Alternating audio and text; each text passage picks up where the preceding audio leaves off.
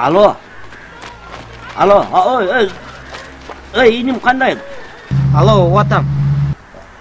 İnim srochuna gelgilesizler. Buyakka gelbesiңер болбой калды. Богурек жерде кафеде мушташ болуп атат иним, Мушташ болуп атат, кырылып атат эки-экиден. Эмне кыларын билбейм. Карачы ызычуу айланайын, Мушташ болотса эмне кылайын? Мушташ болотса эмне кылайын дейсиң да?